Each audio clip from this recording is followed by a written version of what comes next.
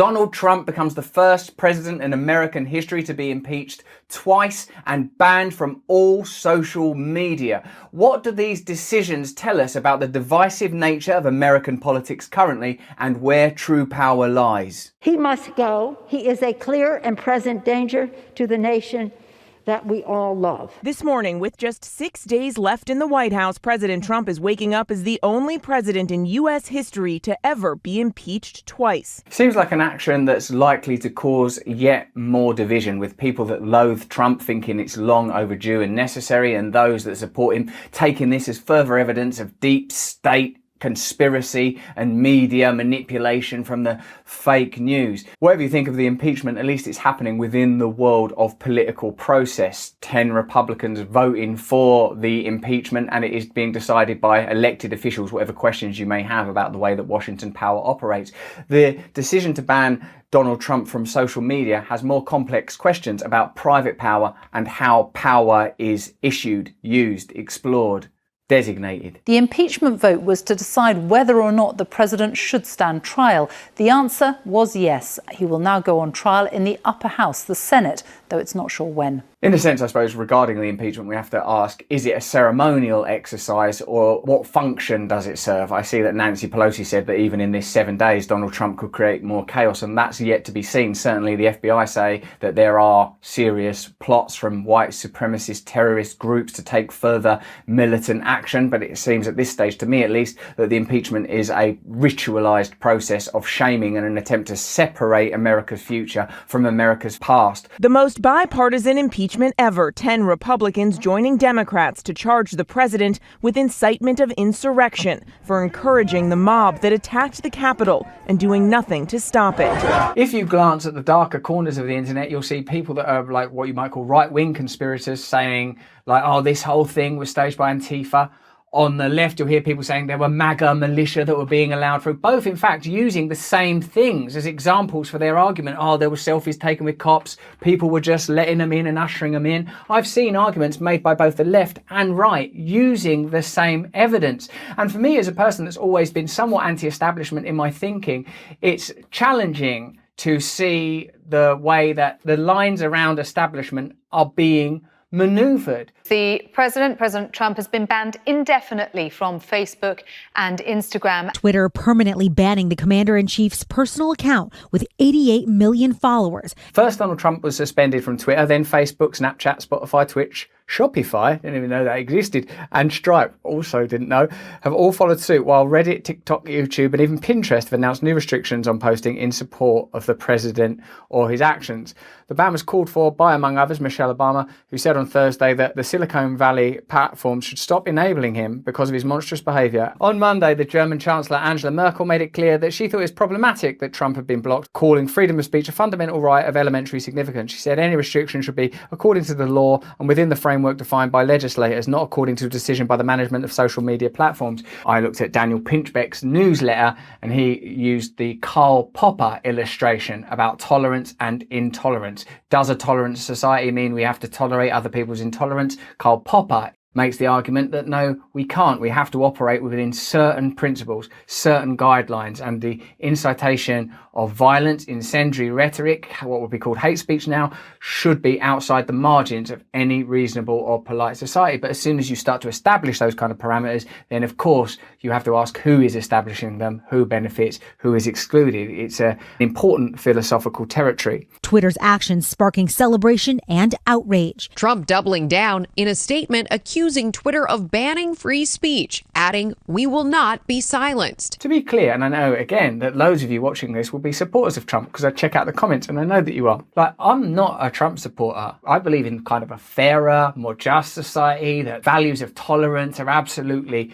vital, that the use of violence to resolve political disputes, whether that's domestically or internationally, is wrong. And as soon as you engage in violence of any type, that you're in a different position in the debate now. I recognise that it's possible that even between the time of making this video and this video being on, there could be terrorist attacks, disturbances, acts of violence that would lead people to say, see, that's what you've got to do. You can't support that. But what I suppose people that are against these measures say that Facebook, Twitter, all of these platforms that could be regarded as monopolies have comparable content on them from dictators in other regimes. Who gets to decide whose violence is legitimate and whose violence isn't is one of the key questions of our time. The violence of one nation against another. Our violence is done by drones and it's very specific and targeted. Oh, their violence is all religious and crazy and mad and they're just out there blowing stuff up. These are the kind of questions that in a democracy have to be brought to the forefront. After the ban, the president tried to tweet from other campaign and staff accounts, triggering a game of whack-a-mole, with Twitter quickly taking down his posts. Many platforms have banned or restricted the president's accounts, including Facebook and Instagram. The bans leaving some to ask if First Amendment rights are being violated. The philosopher and commentator Brad Evans, who's been on the podcast Under the Skin with us many times, says, "Let us be under no illusions. This act represents a deeply symbolic moment in the history of global political affairs. Political power is, after all, ultimately the ability to regulate and control the circulation of freedoms experienced. This especially includes the free circulation of language, ideas, and the communication of thought." It's worth reflecting that Trump was effectively made by these technology firms who gave him the mass divisive audience he craved. Trump was both useful, then utterly disposable for these firms, which will continue to profit from divisions. These platforms have really transformed the political landscape of our times to become the dominant actors in shaping the conduct of life. Marshall McLuhan would say that, of course, the medium is the message, that our consciousness has been altered in ways that we can't even see anymore by our access to social media. In response, many conservatives saying they would move their social media to self-proclaimed free speech app Parler. The platform temporarily the most downloaded app in Apple's store until it was removed by both Apple and Google. Parler's CEO calling the move an attempt to completely remove free speech off the internet. Glenn Greenwald said, "Parler, a social media platform similar to Twitter, was set up in 2018 and promised far greater privacy protections, including a refusal to aggregate user data in order to monetize them to advertisers. By 2020, it hit the number one spot on the list of most downloaded apps on the Apple Play Store. This week, Amazon, Google, and Apple abruptly united to remove Parler from the internet exactly at the moment when it became the most downloaded app in the country." Glenn Greenwald tweeted here, "There's no evidence that any of the Capitol Hill mob were Parler users." But Del Cameron tweets, "Parler users breached deep inside the US Capitol as shown by GPS data pulled from videos archived by @donk_MB just before Amazon's takedown." As Recode reported, while some protesters participated in both Parler and Gab, many of the calls to attend the Capitol were from YouTube videos, while many of the key planners have continued to use mainstream platforms like Twitter, Facebook, and YouTube. So in a sense, this is another one of those issues that you are going to believe it in a way what you are previously disposed to believe. The presentation of information at this time is all defining. There is not one truth out there. There are so many truths. Twitter, run by CEO Jack Dorsey, saying after close review of the president's recent tweets, it banned him due to the risk of further incitement of violence. Twitter specifically warning, quote, plans for future armed protests have already begun proliferating on and off Twitter, including a proposed secondary attack on the U.S. Capitol and state Capitol buildings on January 17th. If we look at this in harmony with some of the other potential legislation that could be taking place, Joe Biden has said that he plans to make a priority of passing a law against domestic terrorism. Of course, in the wake of 9/11, we saw legislation taking place in the form of the Patriot Act that is now used against American citizens. And we know, of course, that many other decisions were taken in the wake of that terrible event. In May 2020, as part of an extension of the Patriot Act, the Senate handed the Trump administration the ability to spy on Americans' web browsing and internet search histories without a warrant. Wow. Due in no small part to the votes of 10 Democrats who, despite portraying Trump as lawless and unaccountable, consistently sided with his administration in privacy and civil liberties issue. Now, in a sense, that one paragraph there, we have all the information we need. Trump increased spying that was already existing under Obama, and 10 sitting Democrats voted in favor of it. So for us to focus so much on the distinctions between these two parties, it seems to me to be naive, if not the willful consumption of a kind of political soma, a palliative drug to will us into a sort of sleep, a slumber, where we don't acknowledge that the problems are far, far deeper than this. And this is not just an American problem. Since the start of the pandemic, leaders around the world have passed emergency legislation, including surveillance of citizens, invoking executive powers and expanding their reach, such as happened under Bush after 9/11. President Obama was unprecedented in his use of the Espionage Act to prosecute those whose whistleblowing he wanted to curtail. Only 10 people in American history have been charged with the Espionage Act for leaking classified information. During Obama's administration, 8 people were charged or convicted, including Edward Snowden and Chelsea Manning. More such cases than under all previous administrations combined. So any nostalgic harking back to a kind of recent golden age is willfully myopic and misleading. Donations drying up this morning. JP Morgan and Citigroup are halting donations.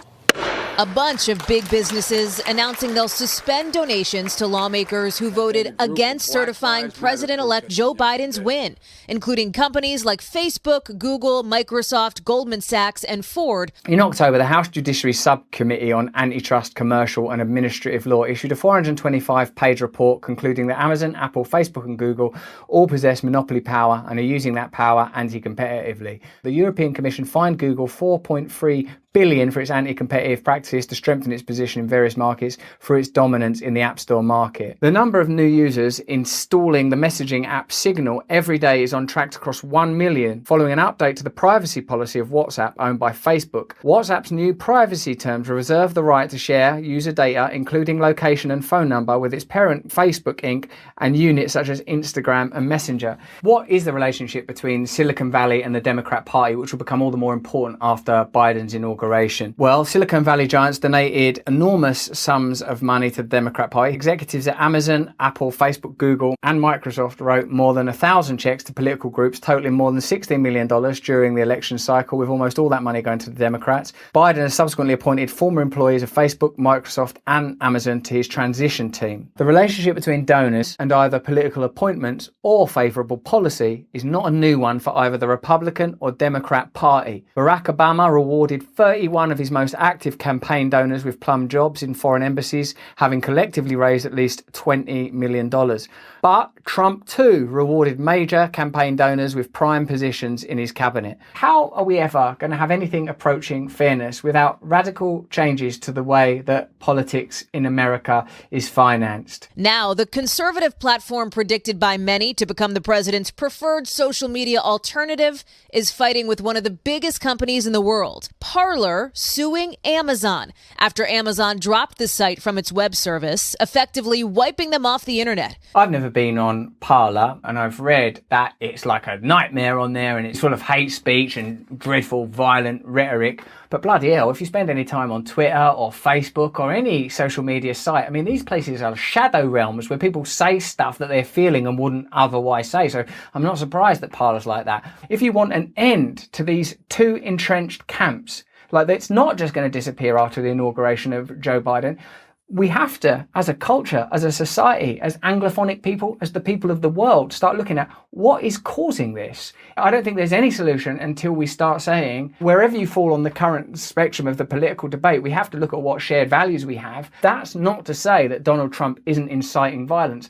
That's not to say that Donald Trump isn't engaging in incendiary discourse. There are accounts that Donald Trump was delighted by events at Capitol Hill. You can see that Donald Trump is a person who rouses up a crowd, fake news this, deep state that. The problem is, even though I disagree with Donald Trump, that a lot of his criticisms of the mainstream media and a lot of his allegations about there being a swamp in Washington are true.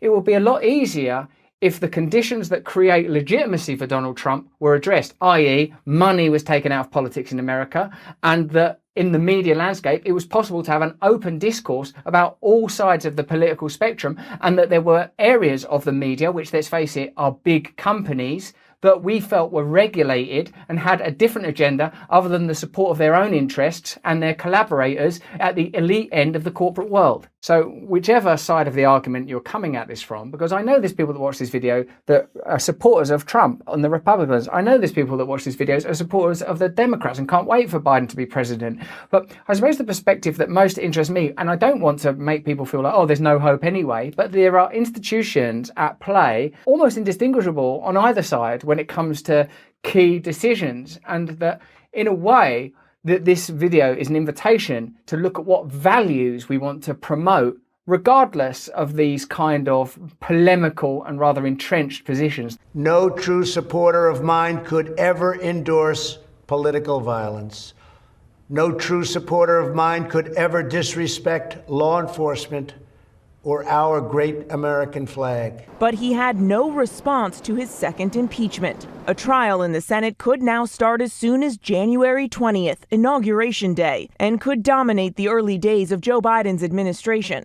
So I suppose one of the most obvious conclusions that can be drawn from this video, whether you are a Trump supporter or a Joe Biden supporter or cynical about politics in general, is one meaningful thing that could be done is to break the relationship between big business and Washington, to stop big institutional giant companies being able to influence political process. Big business has always had too much power in American politics, and until the culture of lobbying and the influence of politicians from big business is curtailed, you will never see a fairer America. You have to take the money out of politics. You have to vigorously reform the way the country is run and break the relationship between these powerful interests and politicians if ever you're going to see a country run for ordinary people by ordinary people.